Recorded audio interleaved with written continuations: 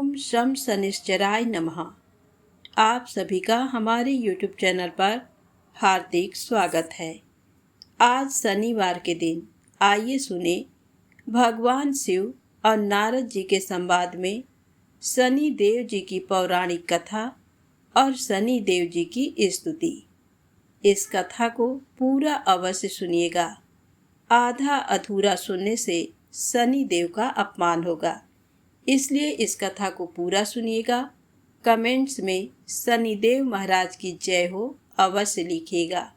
और अभी तक आपने हमारे चैनल को सब्सक्राइब नहीं किया है तो कृपया सब्सक्राइब अवश्य कर लें।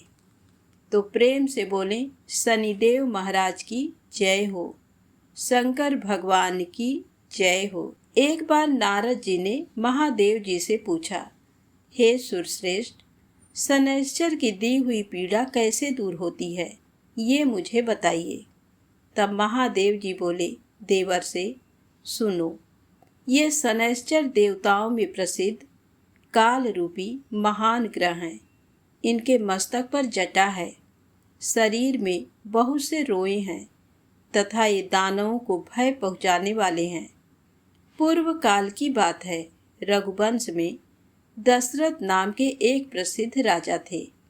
वे चक्रवर्ती सम्राट, महान वीर तथा 7 द्वीपों के स्वामी थे।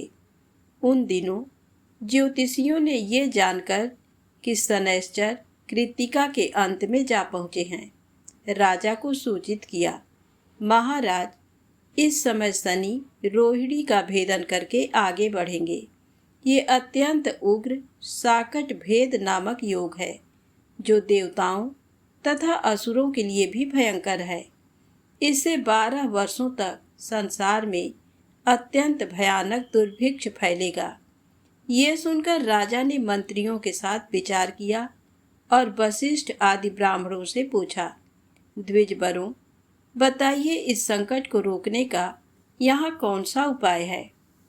तब वशिष्ठ जी बोले, हे राजन, ये रोहिणी प्रजापति ब्रह्मा जी का नक्षत्र है। इसका भेद हो जाने पर प्रजा कैसे रह सकती है। ब्रह्मा और इंद्र आदि के लिए भी ये योग असाध्य है। महादेव जी कहते हैं, नारद, इस बात पर विचार करके राजा दशरथ ने मन में महान साहस का संग्रह किया और दिव्यास्त्रों सहित दिव्य धनुष लेकर रथ पर आरूढ़ हो बड़े वेग से नक्षत्र मंडल में गए। रोहिणी पृष्ठ सूर्य से 1.25 लाख योजन ऊपर है। वहां पहुंचकर राजा ने धनुष को कान तक खींचा और उस पर संहार अस्त्र का संधान किया।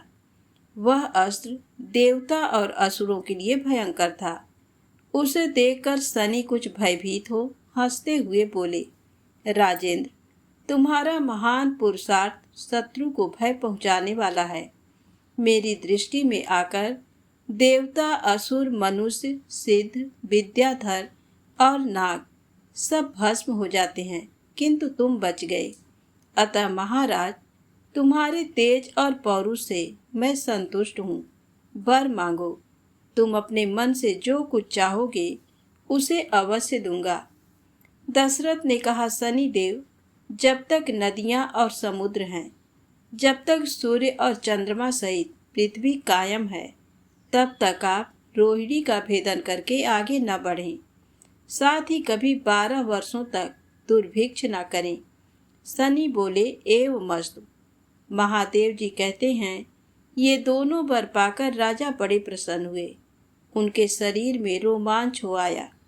वे रथ के ऊपर धनुष डाल हाथ जोड़ शनि देव की इस प्रकार से स्तुति करने लगे। दशरथ जी बोले, जिनके शरीर का वर्ण कृष्ण, नील तथा भगवान शंकर के समान है, उन शनिदेव को नमस्कार है।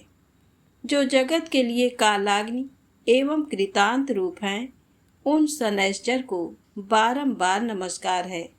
जिनका शरीर कंकाल है तथा जिनकी दाढ़ी, मूछ और जटा बढ़ी हुई है, उन शनिदेव को प्रणाम है। जिनके बड़े बड़े नेत्र, पीठ में सटा हुआ पेट और भयानक आकार है, उन शनैश्चर देव को नमस्कार है। जिनके शरीर का ढांचा फैला हुआ है जिनके रोए बहुत मोटे हैं, जो लंबे चौड़े किंतु सूखे शरीर वाले हैं तथा जिनकी दाढ़ें काल रूप हैं, उन शनिदेव को बारंबार प्रणाम है। शनि, आपके नेत्र खोखले के समान गहरे हैं, आपकी ओर देखना कठिन है। आप घोर रौद्र भीषण और विकराल हैं, आपको नमस्कार है। बलि मुख, आप सब कुछ भक्षण करने वाले हैं, आपको नमस्कार है। सूर्य नंदन, भास्कर पुत्र, अभय देने वाले देवता, आपको प्रणाम है। नीचे की ओर दृष्टि रखने वाले शनि देव, आपको नमस्कार है। संवर्तक, आपको प्रणाम है। मंद गति से चलने वाले शनैश्चर, आपका प्रतीक तलवार के समान है, आपको पुनः पुनः प्रणाम है। आपने तपस्या से अपने देह को दग्ध कर दिया है। आप सदा योगाभ्यास में तत्पर, भूख से आतुर और अतृप्त रहते हैं। आपको सदा सर्वदा नमस्कार है। ज्ञान नेत्र, आपको प्रणाम है। कश्यप नंदन सूर्य के पुत्र शनि देव, आपको नमस्कार है। आप संतुष्ट होने पर राज्य दे देते हैं और रुष्ट होने पर उसे तत्क्षण हर लेते हैं। देवता, असुर, मनुष्य, सिद्ध, विद्याधर और नाग, ये सब आपकी दृष्टि पड़ने पर समूल नष्ट हो जाते हैं। देव, मुझ पर प्रसन्न होइए, मैं वर पाने के योग्य हूँ और आपकी शरण में आया हूँ। महादेव जी कहते हैं, नारद जी, राजा के इस प्रकार स्तुति करने पर ग्रहों के राजा महाबलवान सूर्य पुत्र शनैश्चर बोले, उत्तम व्रत के पालक राजेंद्र, तुम्हारी इस स्तुति से मैं संतुष्ट हूँ। रघुनंदन, तुम इच्छानुसार वर मांगो, मैं तुम्हें अवश्य दूंगा। दशरथ जी बोले, सूर्य नंदन, आज से आप देवता, असुर, मनुष्य, पशु, पक्षी तथा नाग, किसी भी प्राणी को पीड़ा न दें। शनि ने कहा, राजन, देवता, असुर, मनुष्य, सिद्ध, विद्याधर तथा राक्षस, इनमें से किसी के भी मृत्यु स्थान, जन्म स्थान अथवा चतुर्थ स्थान में मैं रहूं तो उसे मृत्यु का कष्ट दे सकता हूँ, किंतु जो श्रद्धा से युक्त, पवित्र और एकाग्र चित्त हो, मेरी लोहमयी सुंदर प्रतिमा का समी पत्रों से पूजन करके तिल मिश्रित उड़द भात, लोहा, काली गौ या काला वृषभ ब्राह्मण को दान करता है तथा विशेषतः मेरे दिन को यानी शनिवार को इस स्तोत्र से मेरी पूजा करता है, पूजन के पश्चात भी हाथ जोड़कर मेरे स्तोत्र का जप करता है, उसे मैं कभी भी पीड़ा नहीं दूंगा। गोचर में, जन्म लग्न में, दशाओं तथा अंतर दशाओं में ग्रह पीड़ा का निवारण करके मैं सदा उसकी रक्षा करूंगा। इसी विधान से सारा संसार पीड़ा से मुक्त हो सकता है।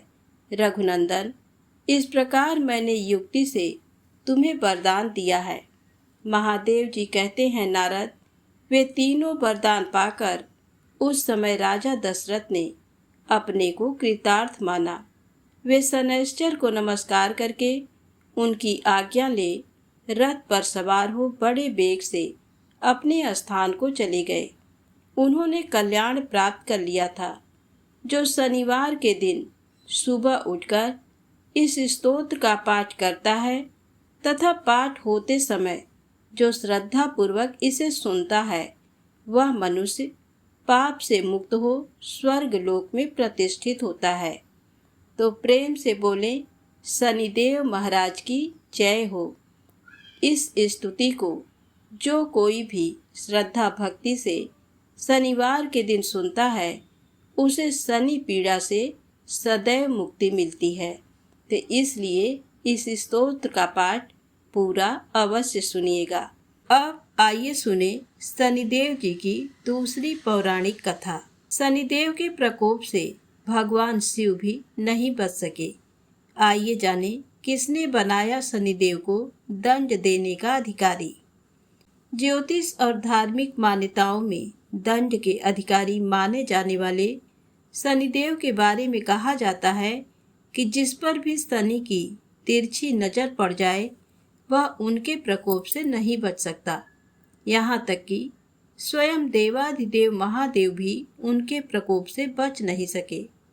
हिंदू धर्म ग्रंथों और शास्त्रों में भगवान शिव को शनि देव का गुरु बताया गया है तथा शनि देव को न्याय करने और किसी को दंडित करने की शक्ति भगवान शिव जी के आशीर्वाद द्वारा ही प्राप्त हुई है।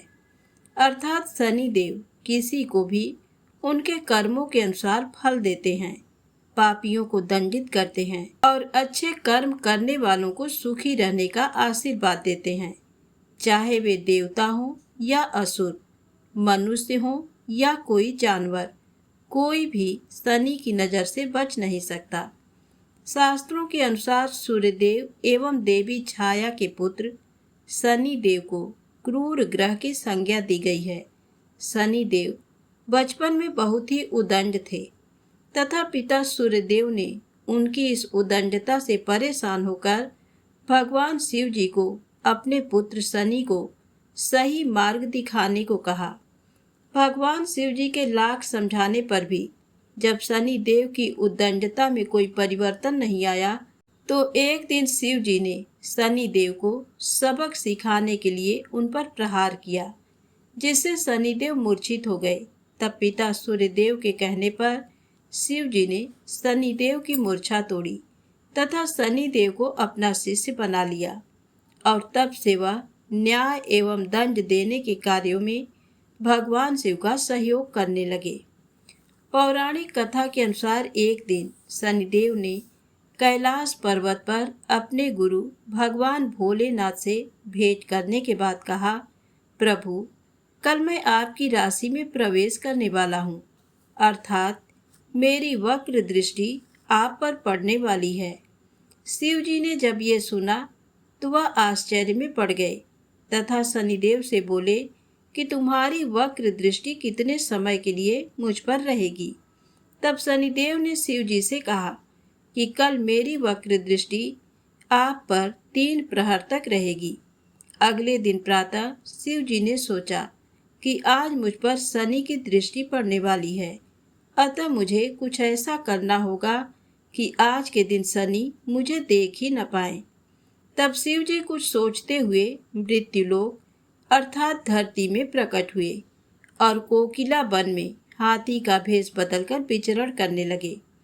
आज भी कोकिला वन में शनि देव का प्रसिद्ध मंदिर है और हजारों भक्त दूर दूर से दर्शन करने वहां आते हैं। पूरे दिन भोलेनाथ हाथी का रूप धारण कर धरती पर विचरण करते रहे।